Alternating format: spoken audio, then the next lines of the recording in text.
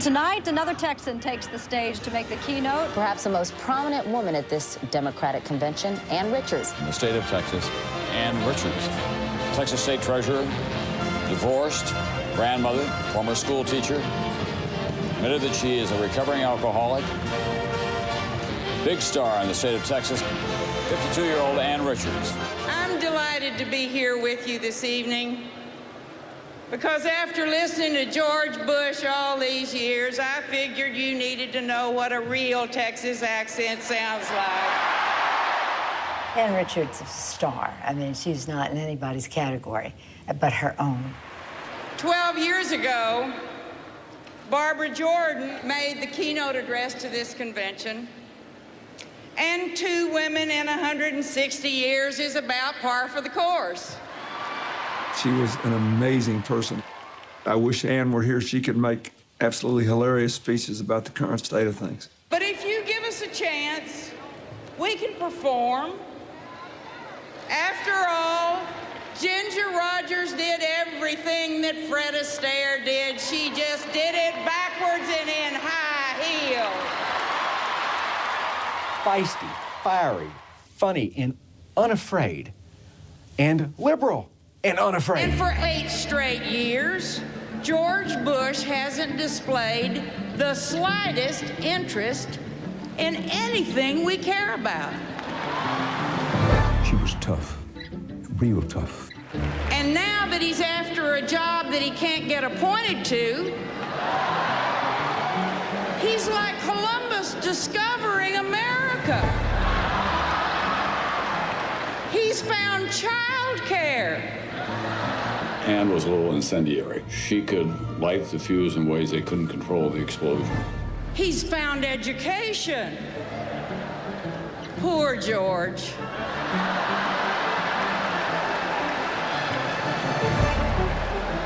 He can't help it. He was born with a silver foot in his mouth.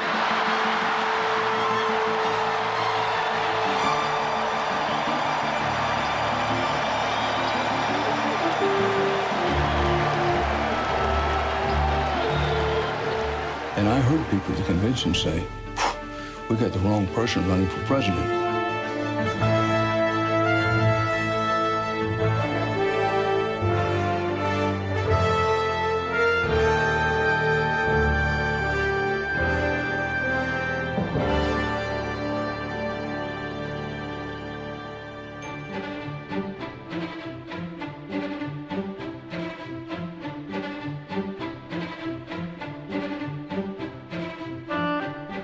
When the notion came up to run for treasurer, my friends called and said, you know, there's a mess over there. And I responded, when there is a mess, a woman has always been asked to clean it up.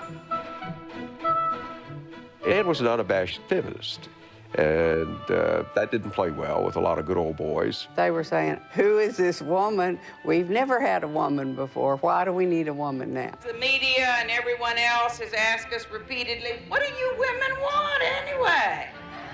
It's hard for me to even talk to you.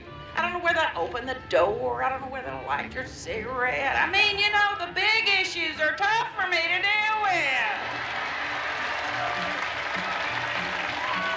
I know in the treasurer's race that went on for 9 months. The state is huge. It's massive. And her ability to get up and deliver a speech and explain why it was important and have people buy into it after running 6 days solid with no sleep and little food and little water was extraordinary. In the state treasurer's race, a big win, not only for Austinite Ann Richards, but for women as well. She got 62% of the vote. More notably, Richards is the first woman in 50 years to be elected to a state office. It feels great to be the first woman in 50 years that is going to hold public office in this state. I, Ann Richards, do solemnly swear I, Ann Richards, do solemnly swear that I will faithfully and begin to computerize all of the check processing in the treasurer's office. And as a result, we could increase the income to the state of Texas by modernizing the treasury. We are going to make more money for this state. We are going to bring the treasurer's office into the 20th century, and we are going to proudly open the doors so that women in the state of Texas can take their rightful place alongside competent and good men. She was an organizer's organizer. She believed in the power of grassroots organizing. She was born in Lakeview, Texas. She started with nothing. Mama used to buy feed for the chickens, and she'd buy it out of these feed sacks that had little roses and things like that on them. I mean, everybody wore feed sack dresses that lived in the country and was poor. Why not? It was perfectly good. Her parents from Hyco and Bug Tussle, and her dad I think her dad finished 8th grade, something like that. My father just had a joyful nature, and he had a wonderful laugh. He told hysterical stories. My father told me I could be anything I wanted to be. I just had to be willing to work hard enough. She just had it going in. She was really smart, very articulate. I was always encouraged to talk as a child. And Mama gave me expression lessons where I had to get up and say a little poem about a duck or a chick or something. High school, I spent more time in speech and debate than anything else. I was good at it. I liked it. It was challenging.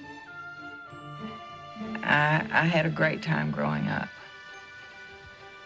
I married very early. I had children, taught school. You know how far she came in life? I cannot imagine. Being a school teacher in McLennan County to being somebody who opened up state government and saved billions of dollars for taxpayers. In the history of Texas, there'd never been anyone who did the kind of job Ann did as treasurer. One of my primary objectives has been to create a staff that could manage money shrewdly. That was number one.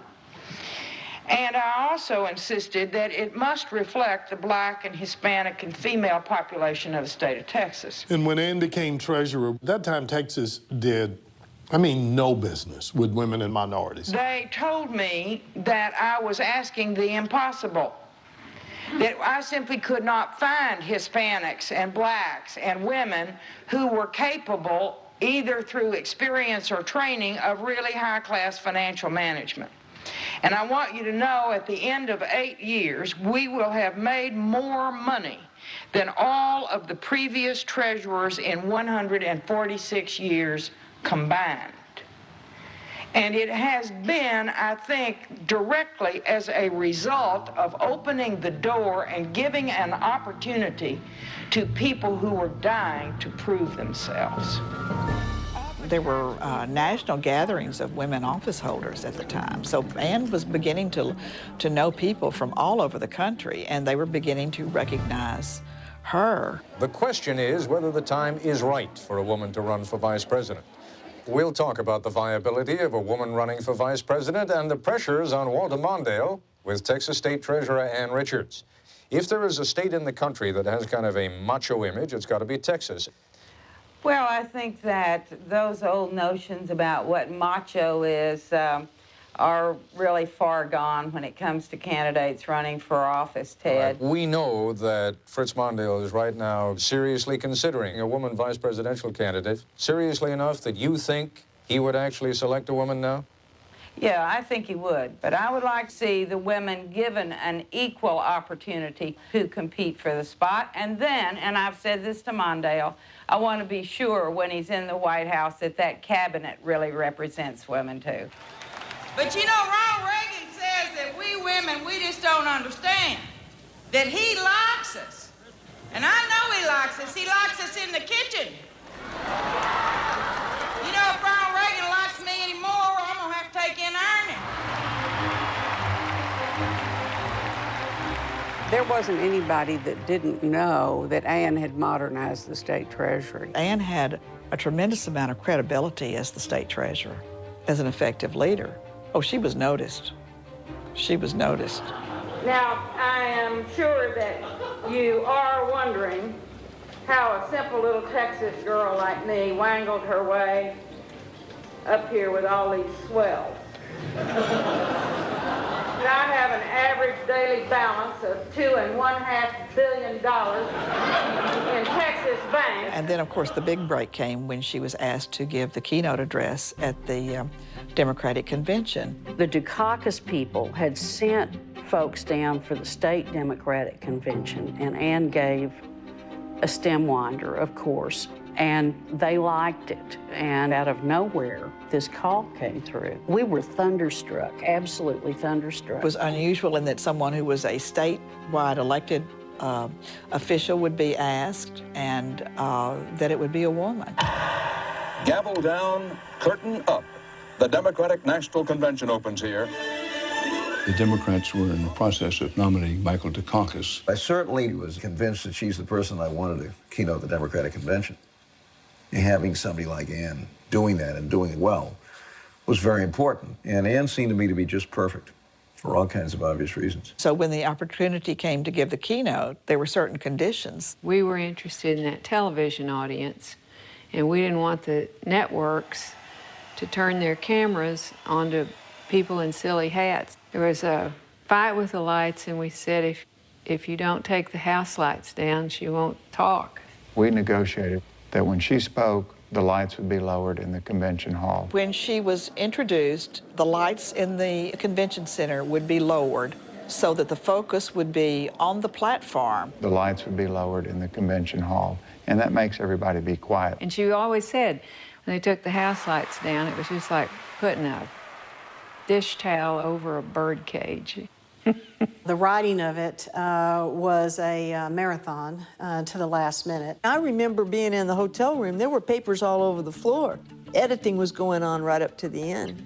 It certainly keeps you alert and awake. Everybody had a hand in it. But at the end, it was Ann. It was always Ann who decided what was going to go in that speech. Ann had told Walter Cronkite, well, Walter, we're going to talk Texas when we go do this deal. And it was such a different speech than anybody had ever done at the time that we weren't really sure how it was going to go. And it worked.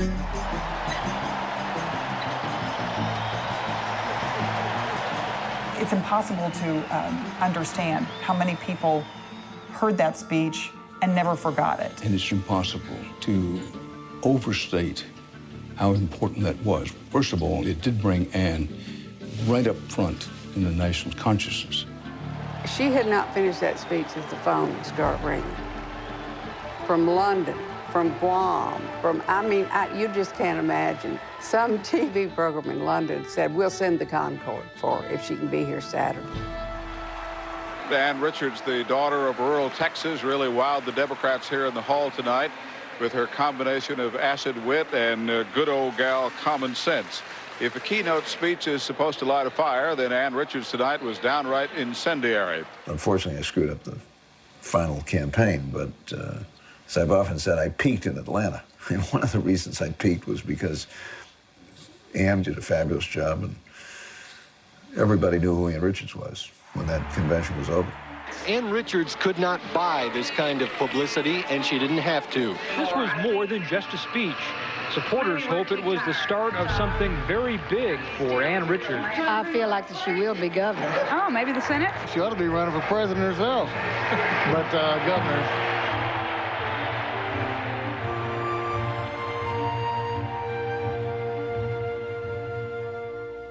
I know that you were a championship debater in high school, but in your wildest imagination back there, did you ever think that? No, of course not. In fact, I just hoped I could be a school teacher. My generation of girls had no notion that there was really much of anything that would be available to them other than raising a family, which I wanted to do.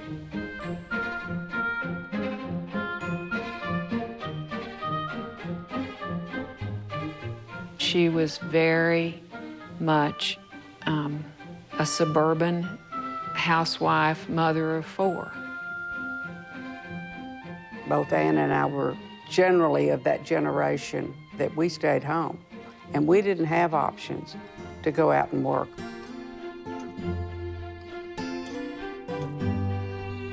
I was exactly what the magazines and all the proper things said I had to be. I was a hostess. I was a fabulous cook. I was a chauffeur. I was very involved with my kids in the PTA. If there was any lesson to be taken, my kids were going to take those lessons, and I was going to drive them to those lessons.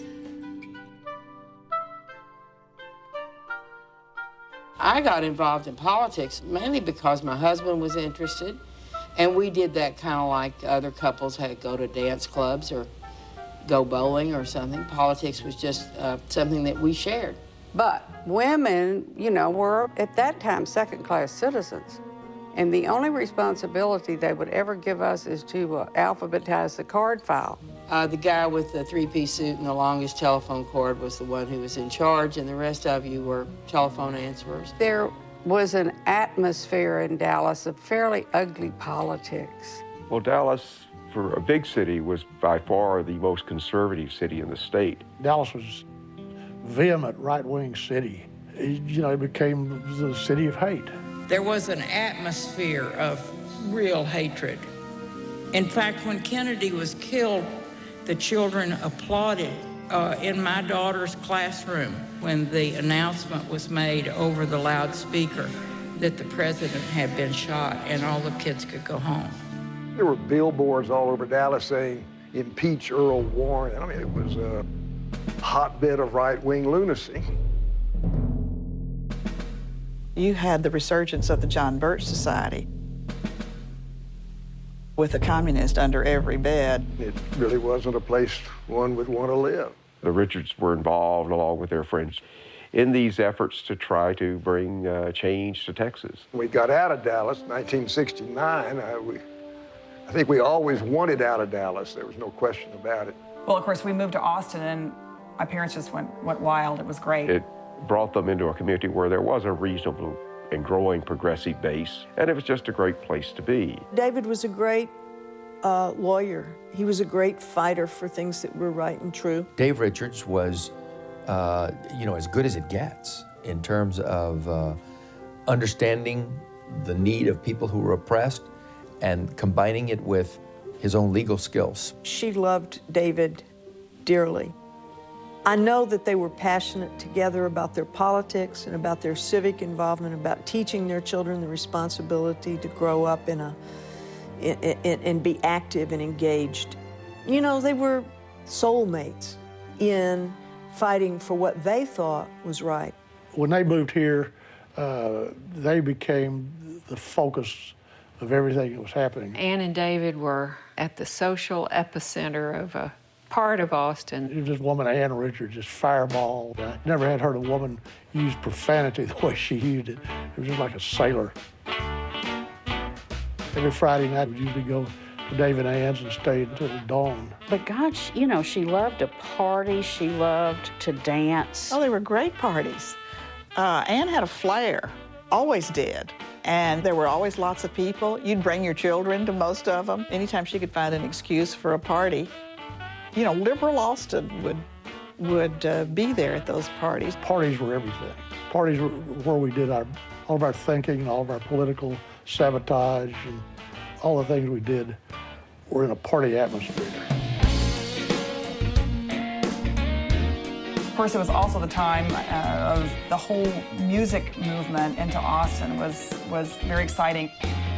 Music began to show up, everything began to show up, dope, music, whatever have you. This kind of combining of folk and rock and country coming together. Ann used to stand backstage and look through the curtain at all of the 1,500 hippies and say, "How do you keep from getting busted? How do you?" Yeah, I said, we just don't think we're doing anything wrong. There was a real questioning of everything the government said. You know, we went to sit-ins and love-ins, and we marched, and we held vigil about the Vietnam War. My dad was defending conscientious objectors. My mom got involved in politics and for the first time got to help women run for office. That was unheard of in Dallas. I mean, Austin was her first chance to really be deep in political activity. There was like this feeling that anything was possible. And it was exciting, and I think it completely changed my mom's life. She'd always say, "You boys You boys ought to get into politics. We need smart people in politics. And I remember one night at Dave and Ann's, I said to her, why don't you run for office? And David really encouraged me. You ought to do it. He said, you'll wonder the rest of your life if you don't. And so I did. In the discussions that my husband and I had, I told him I thought it would be the end of our marriage. Even though we had a very good marriage, I said, it's just going to be too hard. Two people that have lived this long together, and suddenly one of them's life takes this dramatic turn. The sacrifice you made was, in effect, you what, sacrificed your marriage for politics? Turned out that way. I desperately hoped that that wouldn't occur, but it did.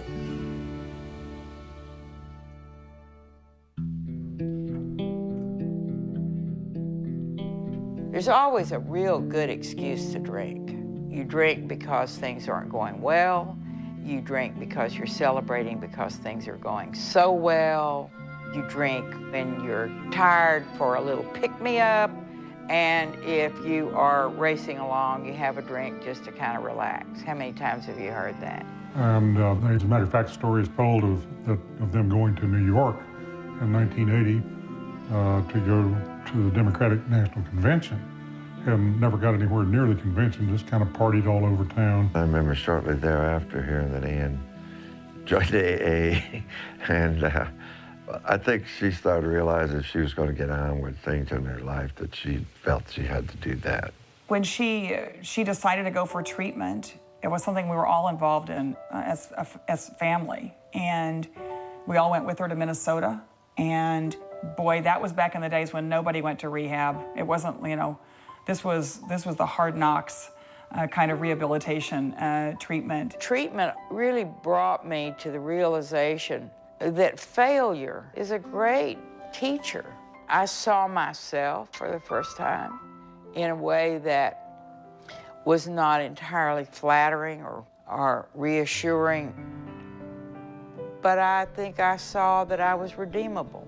The thing about my mother was, when she set her mind on something, she did it. When she got into AA and said, I've been down the road, I'm on the straight and narrow, I'm grounded, and I'm here. I still got my humor, I got my thoughts, I got my energy, and I'm ready to step up to the plate and do some things. I think that was good.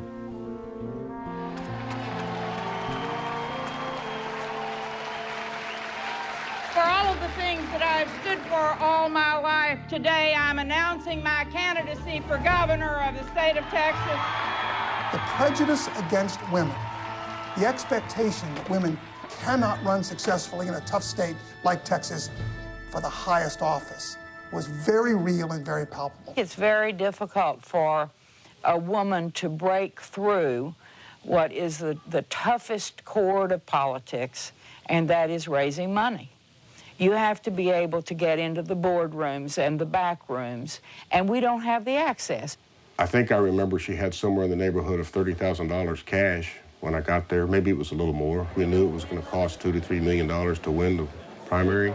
It is enormously expensive. This is a giant state. It's more expensive than probably anywhere but New York and California. So we had to come up with some media gimmicks to make sure we got her in the news. One of those that we did was the boat tour of the entire Texas coast. They're a very risky venture, by the way, but it maximized the exposure for Ann at very little cost. I'm very, very pleased that you came along. Yes. When we know how much environmentally and economically this area is changing, enormous amount of money to the state of Texas. I mean, in the end, I think we counted some 80 television stories of a minute or more in length.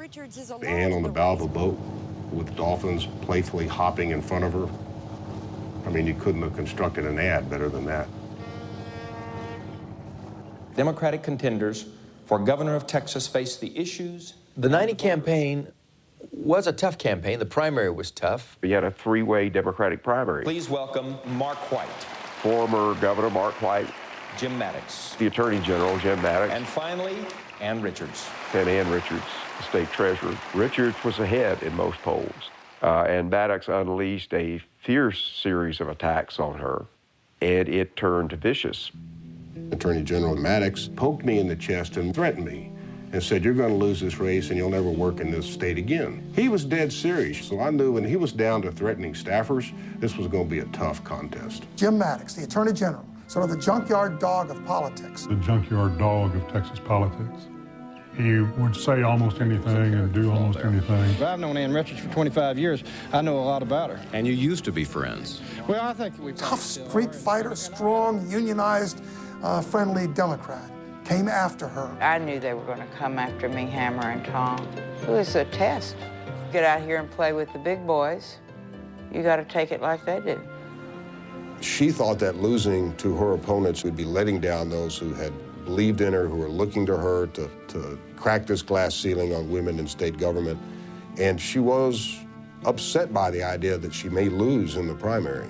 Yes. Jim Maddox, the Attorney General, continued to feed us in the media rumors. People have come forward and have talked to me and talked to our campaign about things that Ann Richards has done in the past. Look, she's been using cocaine. Why don't you talk to her about drugs? Can you assure the voters that you haven't abused any illegal drugs? I can assure the voters that my addiction was alcohol. They created a frenzy in the press. I mean, it turned so belligerent so quickly that I was more alarmed at the attitude of the press. I mean, they would froth at the mouth and gang up on her. Ann Richards still refuses to give a yes or no Richards declined again to answer whether she ever used illegal drugs. A yes or no? I think that her failure to answer the question. Ultimately, what Jim Maddox did was, after feeding us rumors privately, he went on CBS Face the Nation and raised questions about whether or not Ann Richards had used cocaine. This was no longer a private matter. This was no longer behind the scenes. First, we're not talking about pot, we're talking about cocaine. You accuse Ann Richards, you say you have evidence. Why don't you come forward with the evidence? You understand, Ann Richards has not refuted any allegations that she's ever used drugs. Ann, Mark and I have known you a long time, and we understand why you don't want to answer the question. I have revealed more about my personal life, including my alcoholism and my recovery for 10 years, than any person who has ever run for governor before. We've been dealing with a lot of innuendo and a lot of stuff that is being said around the state by the other candidates. And as a consequence, I think it's time for me to fight back because I'm really tired of it. The interesting thing to me is that no one has ever raised this question while I have been managing all of the money of the state of Texas. I feel really fortunate that there was a treatment program for my disease. I wish there were a treatment program for meanness, and then maybe Maddox could get well.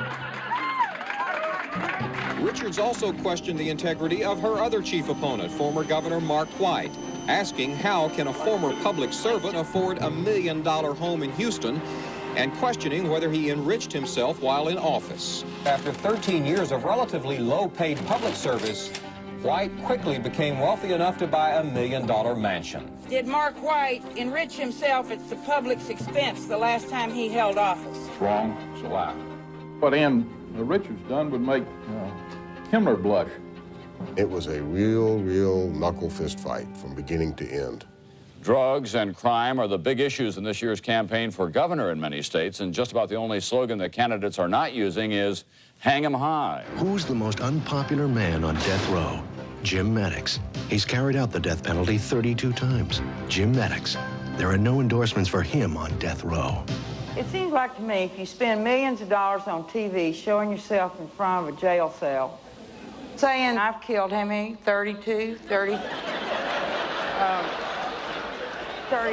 people. Do you take responsibility for the fact that the crime rate hadn't changed? In fact, it's gone up. He and Maddox got to fighting about, okay, I've killed more people than you have. I mean, there was an ad made for former Governor Mark White in which he had blown up these huge pictures of executed convicts. As governor, I made sure they received the ultimate punishment, death. And Texas is a safer place for it. But tough talk isn't enough. It really kind of took over the campaign for a while. It was so otherworldly. Only a governor can make executions happen. I did, and I will. You know, I think Texans remain, pro-death penalty. I don't think Texans want to see anybody bragging like that about the number of people they've killed under any circumstance. It's just not tasteful, With 3 candidates in the Democratic primary race, Richards and Maddox were too close to call. With 52% of the precincts reporting tonight, we can predict that the clear winner of the runoff is Treasurer Ann Richards.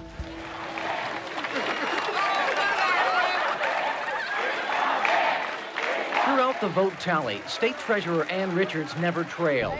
But in celebrating her victory, the 56-year-old recovering alcoholic admitted it was tough to withstand a barrage of attacks, accusing her of having used illegal drugs. Well, I said this has been a very difficult, it has been a long, hard race. I have seen demolition derbies much like this. Ann won a fiercely contested, very ugly primary against Jim Maddox, and then he had the wild and entertaining, always entertaining campaign against Clayton Williams. The man now swaggering down Main Street is running first and foremost as a cowboy. Riding tall, talking tough, a modern-day Marlboro man come to bring law and order to an untamed land. But many observers believe Richards' Republican opponent, West Texas millionaire Clayton Williams, who has spent $6 million of his own money, now has the upper hand. We knew that the possibility of election was going to be very, very difficult. As we started the general election campaign, she started off some 17 or 18 points down. Dukakis, Kennedy, and Richards. 3 peas in a liberal pie. This is how we like to think of Texas, tough and strong. But the truth is we're 43rd in the nation when it comes to children graduating from high school. If just being tough could solve our problems, we wouldn't be in last place. In my vision for a new Texas, we won't just work harder, we'll work smarter. Ann Richards has done her best to puncture the John Wayne image. But as he heads toward the final shootout, Clayton Williams still has a double-digit lead. Hold on to your seats. I'm liable to be your governor. Clayton Williams seemed to patronize her. He was the perfect foil in his case because he was a kind of swaggering cowboy. It was classic. I'm talking about the new Texas. And everything Clayton said and symbolized was something out of the 1950s. And so it cast the race perfectly. He said, I'm going to head her and hoof her and drag her through the dirt. He said a lot of things. Bragged about when he was in college going to Mexico to be serviced by prostitutes. Clady's a low fire aim guy. He took a bunch of reporters to his place outside of Fort Stockton and sitting around a campfire said that rape is like the weather. Comparing bad weather to rape. If it's inevitable, he said, just relax and enjoy it. When I hear remarks like Clayton Williams made, I don't care whether it's made around a campfire or in a living room or in a formal speech. It indicates a level of thinking that is an embarrassment in the 20th century. Working on the language. That Clayton Williams is doing everything he can to help us. But we can't count on him. We could detect a shift at that point. Not enough to think we were going to win, but something else was happening. And there was a big luncheon in Dallas. Clayton Williams went out of his way to get a TV news photographer to say, hey, come watch this. And he walked by Ann. I'm here to call you a liar today. She put her hand out to shake it. I'm going to finish this deal in your kennel. Well, I tell you what, Clayton. Yes, sir, I don't shake your hand. And then intentionally refused to shake Ann's hand on camera. A stunt he actually pulled on purpose. It wasn't a mistake. That's too bad. Because he took the TV reporter to film it all. Not very sportsmanlike. You just refused to shake my hand. What do you think about that, And I sat down, I said, well, the governor's race is over. Well, I guess, you can't expect everyone to be gentlemen. I think he's lost control. I think he's scared to death. Well, that didn't fit well. It might have fit better against a male opponent, but what you needed to do against Ann Richards was treat her as an equal. You need to treat her with respect, and you need to attack her on issues. Clady didn't focus on issues. That was disclosed in a TV interview this week. When he voted early, Williams apparently didn't understand everything on the ballot. What's your position on Proposition 1 and why? Now, Proposition 1 is which? Excuse me. Well, it's the only one on the ballot. Haven't you already voted? Well, hasn't that already? Yes, I have voted. So wasn't that Proposition? Right down the ticket. Well, how'd you vote on Proposition 1? I voted for it. I think I voted for it. Richards says she was surprised he didn't know what the proposed constitutional amendment was about. And then when he said that, you know, he voted that way because his wife told him to, I thought maybe we ran the wrong Williams. Williams' string of campaign goofs is now getting national attention, including the president's. Well, I'm not familiar with the details of that. I'm strongly in favor of Clayton Williams over his opponent, not just for personal reasons either. Hoping to curb any lasting damage, the Williams campaign will launch this new political ad featuring the former coach of the Dallas Cowboys, Tom Landry. And First Lady Barbara Bush is also in the new political advertisement. George and I are voting for Clayton Williams. The Williams campaign says it's all part of a last-minute blitz. Children and keeping our young people off drugs. The most exciting races for governor in the country, of course, has been in the state of Texas. That's a race that has gotten national attention, and George Bush moved in there on Saturday and just stayed at Clayton Williams' side for the entire time. Clady and I both set off the metal detectors with our silver feet.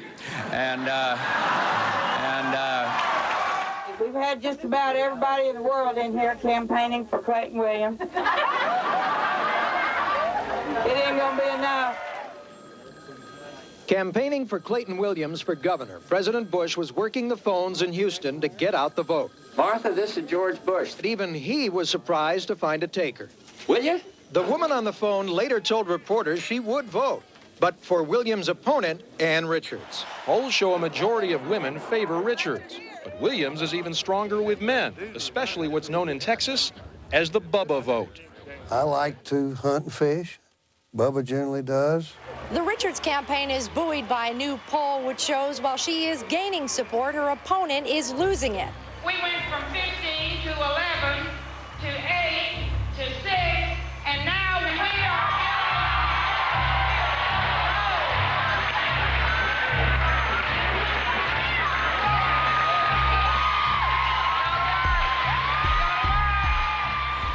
I think the final straw that broke Peg Williams' back was his income taxes.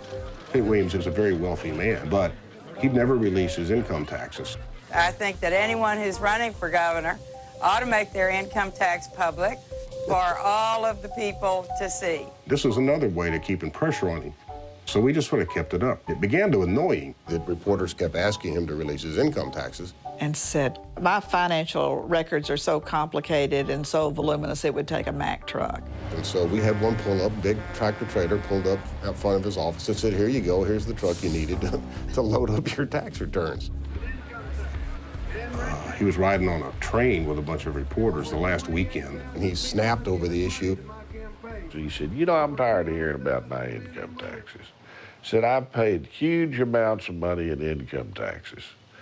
And said there was only 1 year, Modesto, what was the year we didn't pay any income taxes? Reporters had been promised an opportunity to question Williams about taxes. Once it was over, the candidate was rushed out a side door and driven off, leaving his press aide to field the question. We immediately cut a radio spot, had drivers, volunteers drive to every radio station in the state. At least for 1 year, we know in 1986, he didn't pay any income tax because he told us so. We all had a bad year, but we paid our taxes. Times were so tough in 86 that he could only give Bill Clements $10,000 in a campaign fund.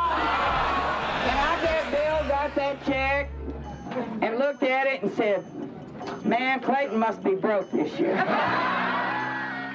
I said, you don't even begin to understand. I said, you see Bubba out there?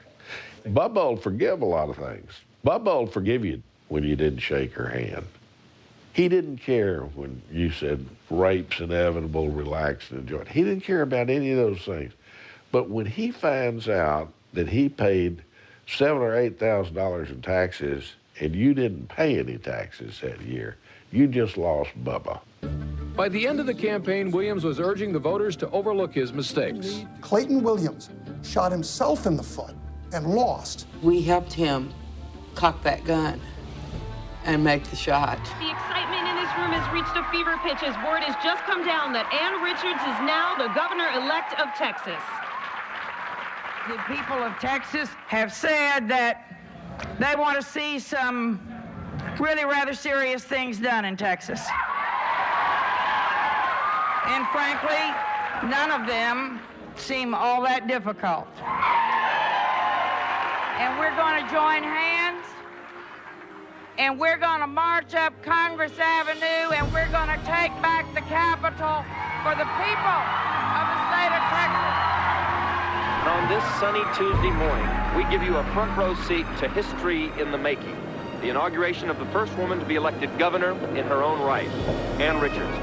Today we have a vision of a Texas where every citizen is treated by the government with respect and dignity and honesty. Years ago, John Kennedy said that life isn't fair, and life isn't fair.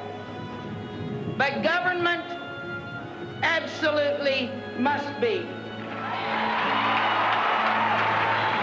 Today, we marched up Congress Avenue, and we said that we were reclaiming this capital for the people of Texas.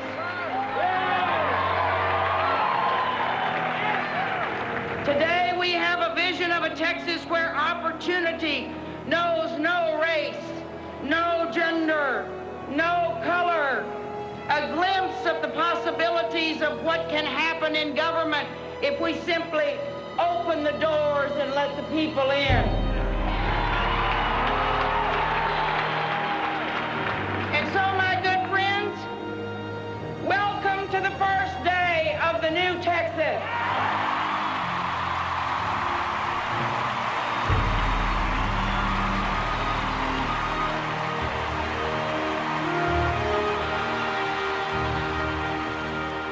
I served with a lot of governors in my time, but Ann Richards truly had a vision for the future of Texas. Basically, she just swung into action. And of course, the Texas governor immediately comes into a legislative session. So you had to put together your plan and deliver an address to the legislature. And at that point was when she announced the new Texas. And I think all of you have received a copy of the blueprint. We're going to be progressive in this administration. We are going to be active and alert, on the lookout for opportunities to make the business of government work better. Politics is hard work, and to sustain that level of concentration and work, Start planning ahead. a sense of humor helps. We've gotten in the habit of responding to problems about the time we're startled by the bright lights of a looming catastrophe, and as many a Texas armadillo has learned, that's too late to leap.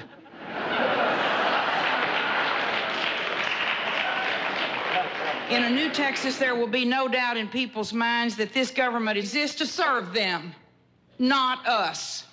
They will see us making changes that should have been made a long time ago. One of her major issues and innovations was to set up drug and alcohol treatment programs throughout the prison system. We have got to ensure access to substance abuse prevention and treatment programs for addiction in our prisons before any offender with those problems is released. If you don't do it there, you are never going to do the job. That system actually worked. Before she got into office, the crime rate in Texas was going up from 15 to 25% every year. Every year. After we changed the drug treatment system, which was basically non-existent, the crime rate dropped and it's continued to drop. She understood state government really well. I'm calling on the holdover appointees of the State Board of Insurance to resign by February 15th of this year. She understood the insurance companies were gouging the consumers. The insurance companies would all come together, compare their rates, compare their losses, and divide up the pie. And we said no. I am determined that the State Board of Insurance will protect the public interest of Texans.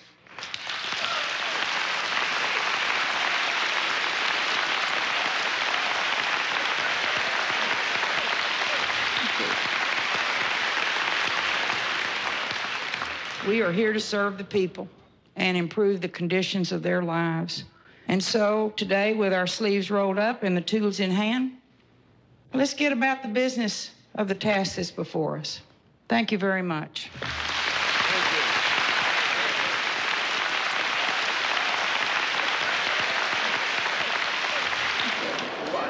Governor, yesterday you said that you didn't want to overwhelm the legislature. This is a fairly activist agenda. Have you overwhelmed them? And I think we can do it all I laid out. Do you think you might have to wield a veto threat at some point on some of these things?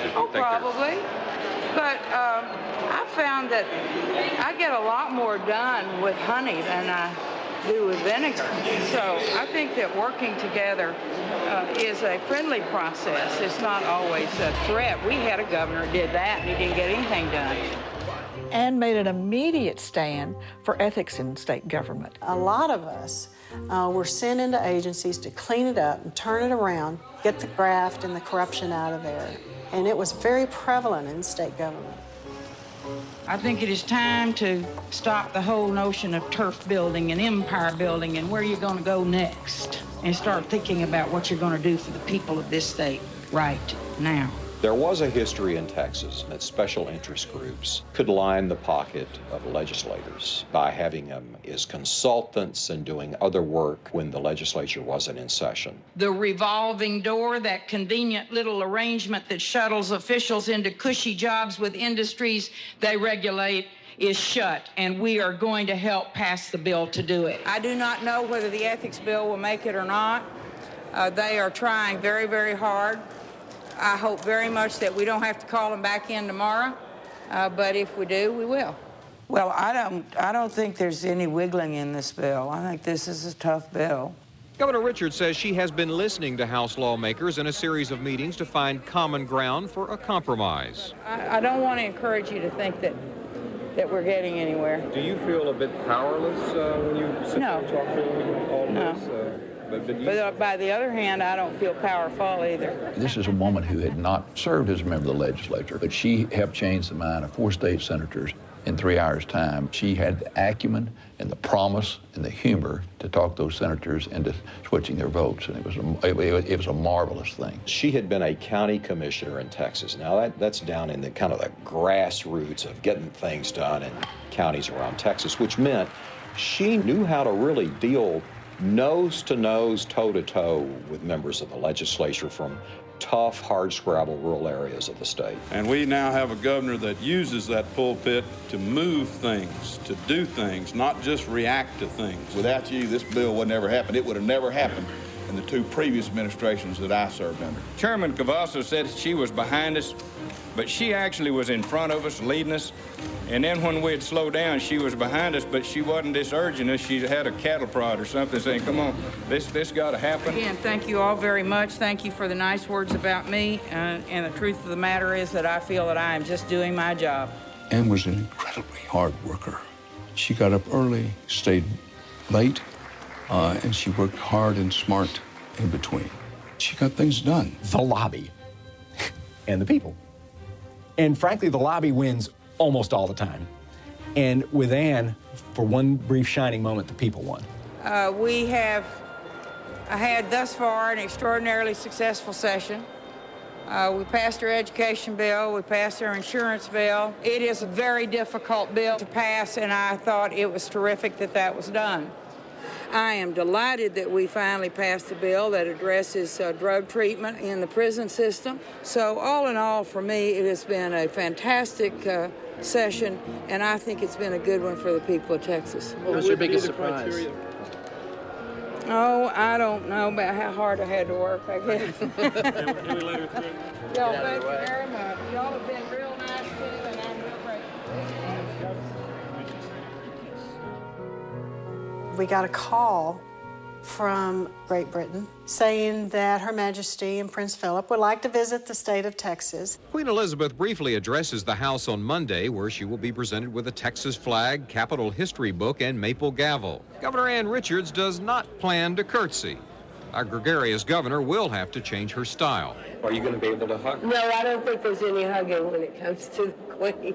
They had looked all over the United States, and they have decided that the state of Texas with Ann Richards was the future of the country. So they would just have a visit. 15,000 Union Jack and Lone Star waving royal watchers at the Capitol gave the Queen the biggest welcome yet of the monarch's U.S. visit. And I can remember the day she came. Thousands of people were outside waving their Union Jacks, and the cannons were firing, and Anne was running late. And I was upstairs in her office, and I'm like, we've got to get down there. The Queen of England's going to be on the steps of the Capitol. You've got to be there when they open the doors. And we flew down the stairs, and right at the bottom of the steps, she grabbed me. She said, I can't hear anything but my mother's voice. And she said, all I can hear all my life is my mother's voice saying, and where do you think you're going, to see the Queen of England? No state commands such fierce pride and loyalty. Lesser mortals are pitied for their misfortune in not being born Texans. Governor Richards says she's not going to let this brush with royalty go to her head. But by the time the session ends, she may have some lawmakers kneeling. And what she did with her governorship, of all of the things that she did, was stand for inclusion. Bring everybody in, hear everybody. You know, everybody's got a voice, everybody's got a say, everybody's got dignity, everybody has a place. That was, to me, what Ann Richards did for Texas. You weren't going to be denied an opportunity to contribute your talents and abilities to the state just because you didn't look like the people who had been traditionally in power. But it was something that was important to her, that there be a diversity of thought, diversity of age. That people of color, Hispanics, women, people who are gay or lesbian, will have positions of leadership in state government. I remember Ann calling me and saying, I want you to come run the General Services Commission. And I said, Governor, that's great, but I just made partner in a law firm and I'm happy and I've got a new wife and a new baby. And I gave her all the reasons it didn't make economic sense for me.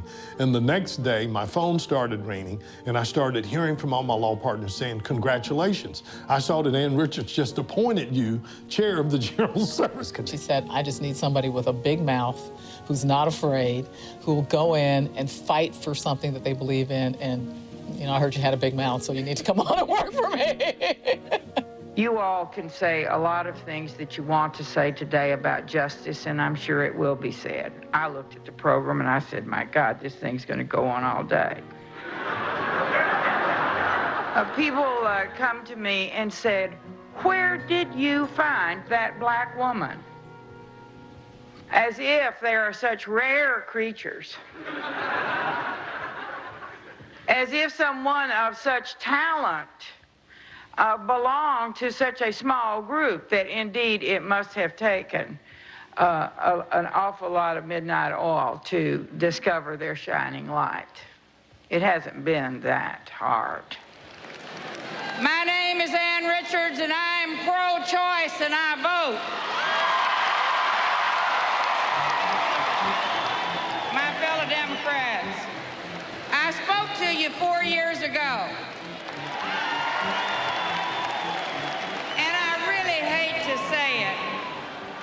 But I told you so. And I would like to promise you that we're not going to have any long-winded speeches. We're not going to have any choreographed demonstrations or pretentious commentary. I would like to tell you that. But as Richard Nixon said 20 years ago, that would be wrong. You always got to be careful with humor. You don't want to be too cutting. You don't want to be too hurtful. But it's incredibly disarming, and it makes it hard for people not to listen to you. That's what Ann could do. May you be as rich as a Republican and enjoy the sex life of a Democrat. And since he's been in the White House, he is constantly on television, running around whatever track there is, riding in a speedboat, casting his rod and reel. My mama thinks he's been on a vacation for 4 years. Ann Richards was a traveling late-night show. People that make jokes about my hair mainly come from the men that don't have any. And she did not have an entourage of comic writers. Some of Ann's greatest lines were written at the head table while she was sitting there waiting to speak.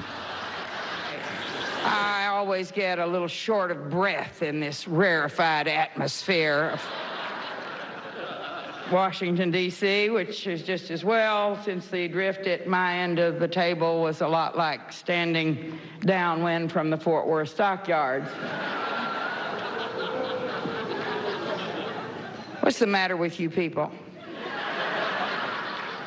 You're not used to straight talk, are you? I cannot believe that all of you people paid good money to listen to these guys insult me, when any Republican would have told you the same thing for nothing in Texas. Good morning, ladies and gentlemen. My name is Cecile Richards. I don't know about you, but I'm ready to go marching back up Congress Avenue again. It's my distinct honor to introduce to you the woman who's going to lead us on that march, my mother, Governor Ann Richards. Texas is back, and it is not only back, it is back stronger and bigger and better than ever before, and it is going to be the economic front runner for the future of the United States. And we came on strong, determined to shake up the bureaucracy and open the doors of government to all of the people of Texas, and we have done that, my friends. We have done that. It gives me a great pleasure to introduce to you the next governor of the great state of Texas, George W. Bush. Thank you very much. I appreciate so much everybody being here today. There is nothing like walking into a hall full of enthusiastic Texans who are ready for a new day. I think the only person who thought that Ann Richards could be beat was Karl Rove with George Bush. If you take on powerful interests in what you hope and believe is the public interest, don't be surprised if the next election they're coming after you. The special interest money had had enough of Ann Richards. They had a gut full of her. And so the money, nearly all of the special interest money, flooded to George W. Bush. Good to see y'all. Thanks.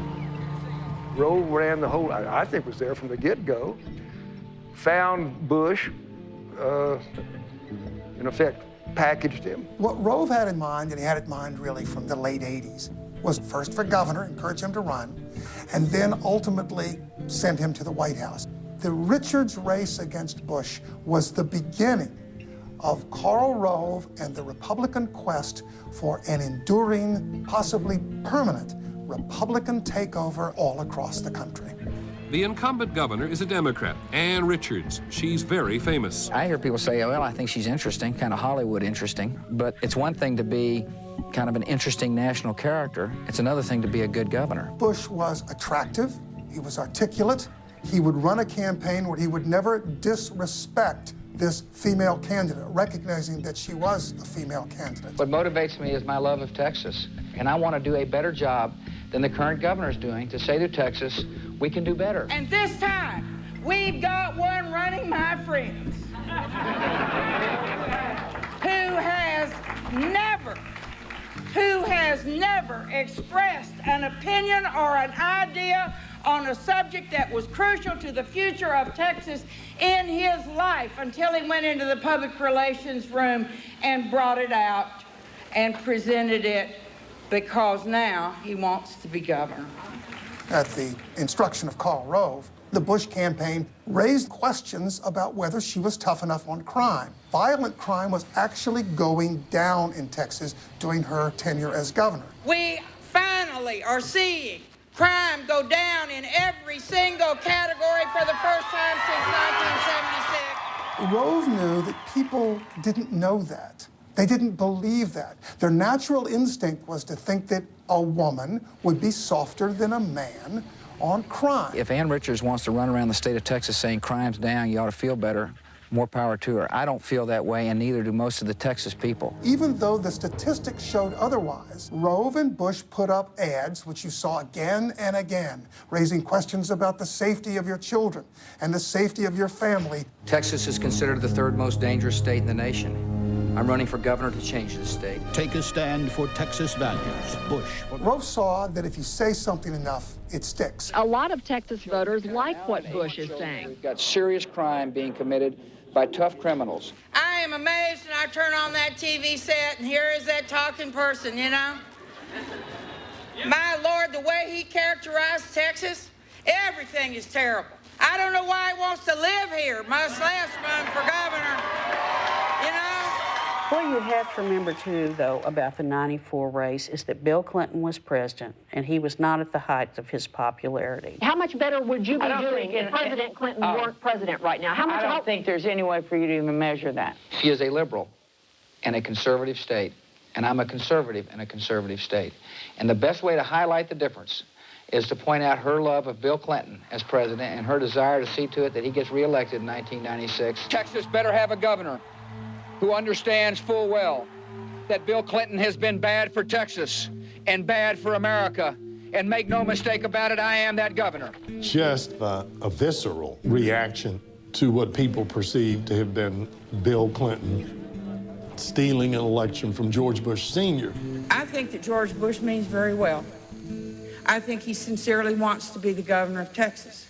But I think the question of qualifications is one that is really important. But the race is in a dead heat. A year ago, Richards seemed unbeatable. The fact that Ann Richards is in such a tight race is a mystery to some political observers. Depending on your point of view, they are either chips off the old block or just two sons of Bushes. I believe I'm the luckiest guy in the world. And the Bush name is giving the Sun's opponents fits. I would say it impacts the campaign about $4 million worth. Anytime he needs to fill up the coffers, he calls for Daddy. At a single fundraising dinner in Dallas last month, George W. Bush raised $1.6 million, almost all of it earmarked for television commercials. We were ahead before anyone went up on TV. Bush beat us up on TV. He got the first word in, and we were playing his game the whole time. She had like a 60% job approval rating. People knew she'd done a good job. Texas just culturally liked all that, you know, macho stuff that the Republicans say. You know, those guys had her zeroed in, and they wasn't going to let her win anymore. She didn't do things like they wanted to do it. And it was one of those inevitable political things that happen, and not only in the state of Texas, but everywhere, when the good old boys jump in there and say, this is the way it's going to be. I will end parole altogether for rapists and child molesters. The Bush campaign would attack Ann Richards in two ways. Officially on television. At the same time, Rove was a figure in a behind-the-scenes whisper campaign. You had the public campaign on one level and you had the stealth campaign on the other. Richards contends Bush has deliberately distorted the issues during the campaign. I'll tell you what his whole campaign has been, is to try to get some emotional hook in you. Something to make you automatically think, oh, those crazy people at the state, why are they doing that? The anti-gun issue was part of the stealth campaign against Ann. September 1st marks the beginning of the annual dove hunting season in Texas, and in an election year, it's also a target of opportunity for politicians to kill a bird for the cameras. It just looks Texan. Democrat Governor Ann Richards was out firing her shotgun. So was her Republican opponent, George W. Bush. People were convinced that she wanted to take their guns, even though she actually brought her own gun to go bird hunting, and Bush had to borrow a gun. I enjoy sports that involve firearms. I own them. But I think there is a very real difference, particularly when you talk to the law enforcement community, about the difference in weapons that are used for sport and weapons that are used to kill people. The legislature had passed a law allowing individuals to carry concealed handguns. And at the request of law enforcement officials, Ann vetoed that law. She didn't veto many laws that came to her desk, but she vetoed that. That set off a firestorm among members of the NRA. There were mailings and flyers and radio spots. And the motto was simple: she's going to take away your guns. Don't give this woman the power to take away your guns. George Bush had Karl Rove, and Karl Rove has no compunction about winning something by saying that Anne had too many lesbian supporters. He knew that a rumor that is sexy enough, juicy enough, is an enormously politically successful tool. How do we fight this whisper campaign that Ann Richards, the grandma, was a lesbian? They would put flyers under the windshield wipers at churches and high school football games. Even though it wasn't true, Rove knew it was a successful line of attack. And what you saw bubble up in East Texas especially was a whisper campaign that was enormously successful. While Governor Richards' support is holding in the urban centers, it is George W. Bush's message that is getting through to the state's more conservative voters in East and West Texas. He did a very good job of convincing Texas that all of a sudden this woman that everybody liked wasn't a good governor because she was way too liberal. Keep the focus on that distinction, how it applies to policy in Texas and how it affects the people of Texas. You know, Karl Rove understood that. She paid a price, I think, for being a progressive governor in a state that wasn't very progressive. And they pounded her. She gave it absolutely all she had, and it just wasn't enough. In Texas, where Governor Ann Richards was challenged by George W. Bush, Jr., the former president's son, we project George W. Bush as the winner. This victory tonight is a great honor. Another Democratic icon fell in Texas, Governor Ann Richards losing to George W. Bush. I have heard from Texas tonight, and I hear of the call of constructive change. Change of a welfare system to end dependency upon government. We worked hard. We ran a good race. We have done a lot of good for Texas. This is not the end of the world. It is the end of a campaign.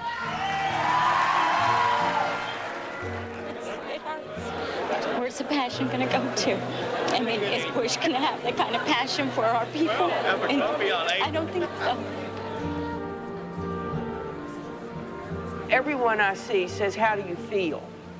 And the answer to that is, I feel wonderful.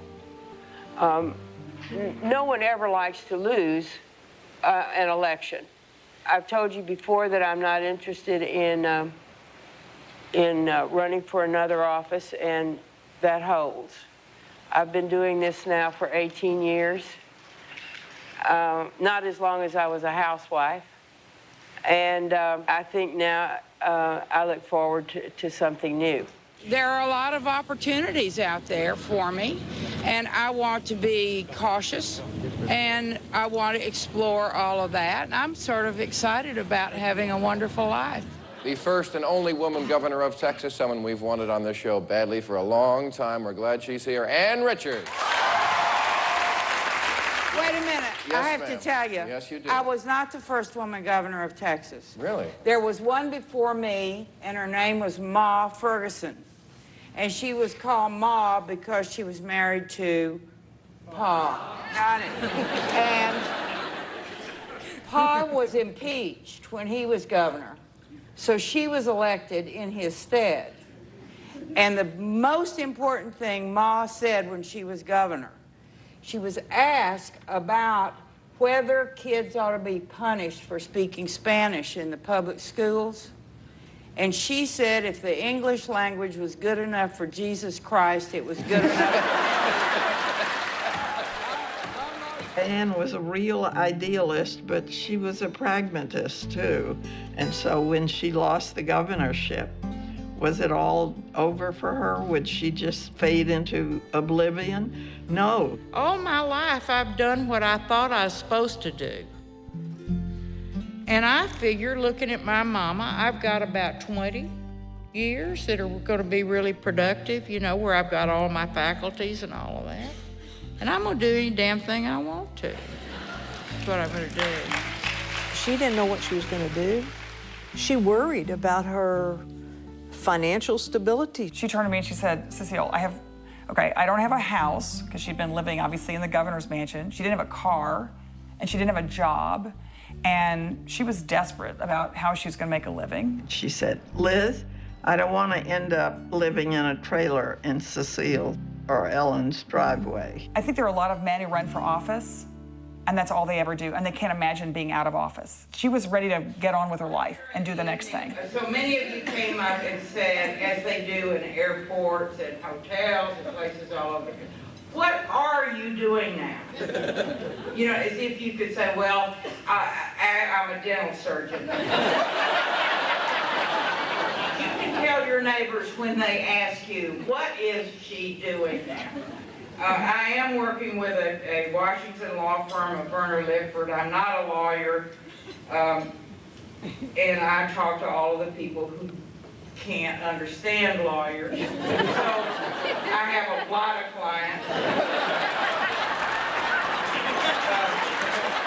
I'm with a high-powered law firm. I'm at Werner Lipford, and they're wonderful, and I lectured at Brandeis this spring. I live in Washington about 10 days out of the month, and I am one of the people who get things done. She was much in demand as a speaker to political parties on behalf of candidates, but she said, Cecile, I'm not going to go stump for any candidate who's not 100% pro-choice. My number one cause has always been that women's reproductive health needs to be protected. Every election cycle, she would call up. She'd say, okay, who's out there that's running for office, who's real, who's not, and I'll go campaign for him. And she went to race after race after race, helping our women candidates. I'm always going to be there to help people and candidates. I am going to be there speaking out on behalf of women, women's rights. I, unlike the nominee for the Republican presidency, have read some of the platform, and that platform calls for a constitutional amendment to tell women whether or not they may make a choice about bearing children. We've heard enough about, I think, abortion. Oh, no. You have only begun to hear about the issue of abortion. Don't give me all that old garbage about liberal, conservative. Let's just talk about the rights of Americans and human beings to health care, to education, to college, to an opportunity in America. Anne has made herself a star. She was a force of nature. Going around with her in New York was like being in the wake of a rock star. You look marvelous.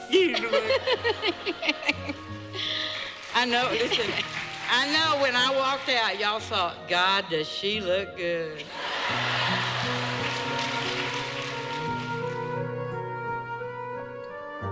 I have to say, I know Bill Clinton because I knew Anne.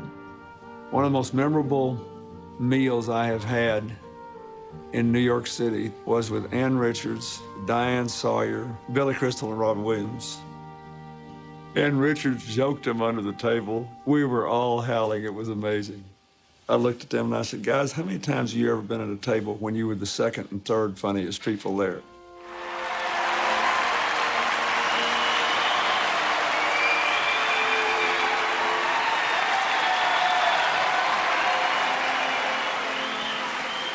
Thank you very much. I just been sicker than a wet cat.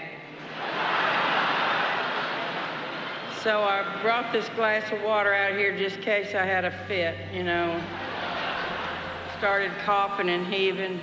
I knew she had constant heartburn, and she was really suffering from it. But President Bush says he has, don't do that because you don't get to eat till I quit talking.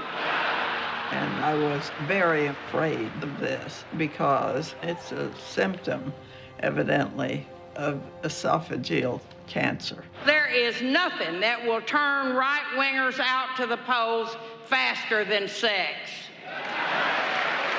What's going on behind everybody's bedroom door, you know? And they write that trash and put it in each other's mailboxes and tisk, tisk, tisk. Like Superman with a secret. She was the invincible person. It has been less than one lifetime since race was the dividing line for everything we did. When the rights of women were marginalized, when affection for someone of the same gender was classified as a mental illness.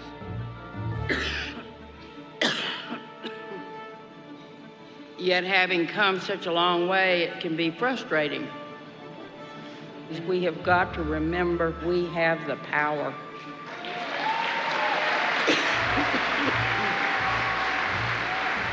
We have the power to choose, the power to resist.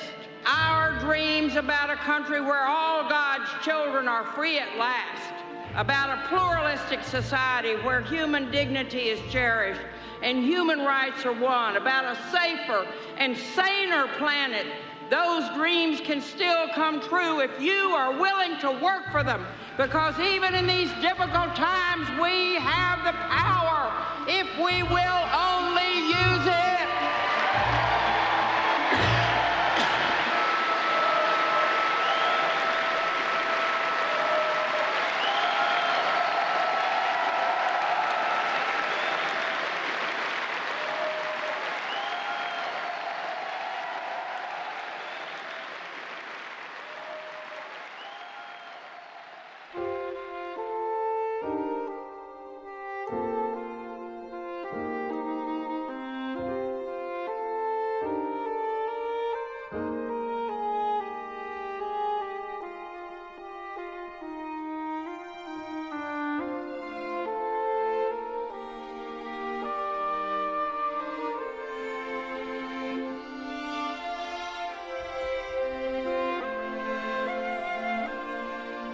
An original voice in American politics, former Texas Governor flamboyant Ann and Richards. passionate Democrat who went from one of the most colorful figures in modern American politics died a has little after tonight 9 o'clock Eastern tonight, surrounded by her Texas has lost one of its great daughters.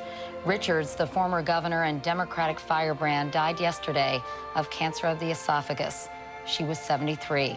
Ann Richards was born near Waco, Texas. As a girl, she listened to FDR on the radio and was told by her own father that she could be anything she wanted to be.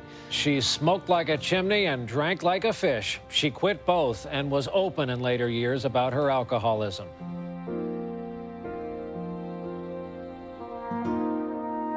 After Ann died, and she was lying in state in the rotunda of the Texas Capitol, people always leave flowers and little notes and wonderful tokens of appreciation. And there were people who left their AA chips, sober for 30 days, sober for 90 days, sober for a year, because that was an important message to people who had those issues. And I think they appreciated Ann's openness and certainly welcomed her support for those kinds of programs.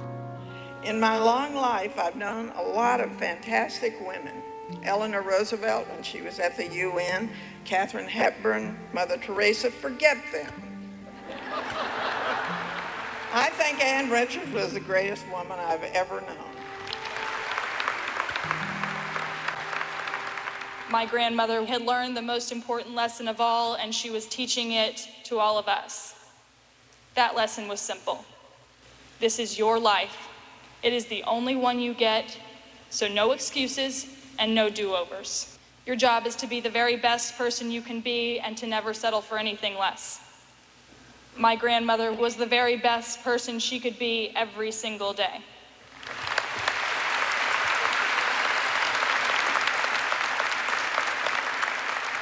So thank you all for coming and honoring her today.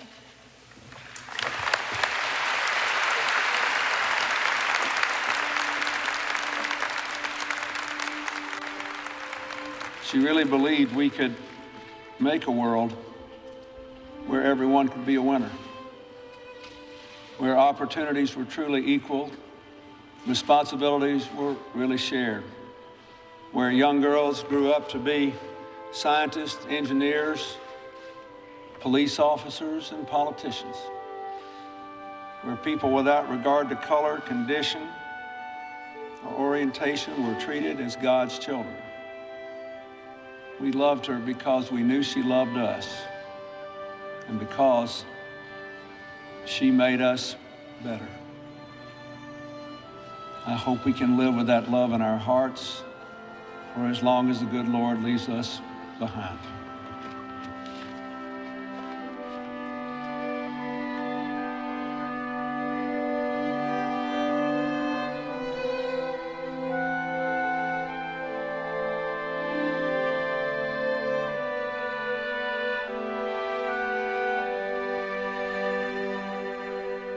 I've seen a lot of change, and I've helped cause some of it.